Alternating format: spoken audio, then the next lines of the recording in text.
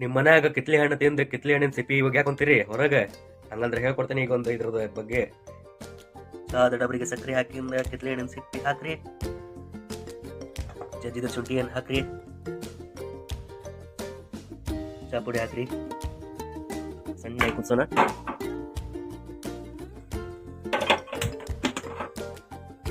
ಎಲ್ಲ ಬರೀ ಕುದಿಯತೈತಿ, ಹಾಲಕಣ.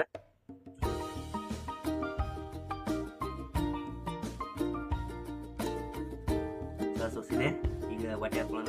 ಥರ್ಮಸಿದೆ. ಈಗ ಇದ್ರೊಳಗೆ ಬಿಸ್ಕಿಟ್ ಯಾವ ತಗೋಲಿ? ಮಾರಿಗೋಲ್ಡ್ ತೊಗೊತೀನಿ.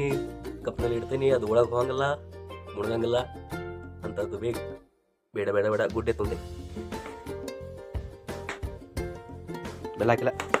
ನಿಮ್ಗೆ ದಿನ ಆ ಥರದ್ದು ಆಗಲಿಲ್ಲ ಅಂದ್ರೂ ಚಹಾ ಪುಡಿ ಒಳಗೆ ಹಾಕಿ ಇರ್ಬೇಕು. ಇದನ್ನು ಕಿತ್ಲೆ ಹಣ್ಣಿನ ಸಿಪ್ಪಿ ಏನು ಮಸ್ತ್ ಘಮ ಘಮ ಘಮ ಚಹಾ ಆಗುತ್ತೆ, ಆಗ್ತೈತಿ. ಇದಕ್ಕೆ ನೀವೊಮ್ಮೆ ಟೇಸ್ಟ್ ಮಾಡಿ ನೋಡ್ರಿ. ಹಂಗೆ ಹಾಕಿ ಕಿತ್ಲೆ ಹಣ್ಣಿನ ಸಿಪ್ಪಿ ಮತ್ತು ಲವಂಗ, ಏಲಕ್ಕಿ ಮತ್ತು ಹಸೆ ಅಲ್ಲ ಇಲ್ಲ ಒಣ ಶುಂಠಿ ಇದಕ್ಕೆ ಕುಟ್ಟಿ ಪುಡಿ ಮಾಡಿ ಚಹಾ ಪುಡಿ ಕಲಿಸ್ಬಿಡ್ರಿ. ಮಸ್ತ್ ರೆಡಿ ಆಗ್ತೈತಿ ಚಹಾ ರೆಡಿ ಆಯ್ತು.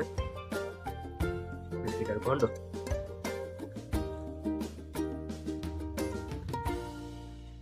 ಬರ್ರಿ.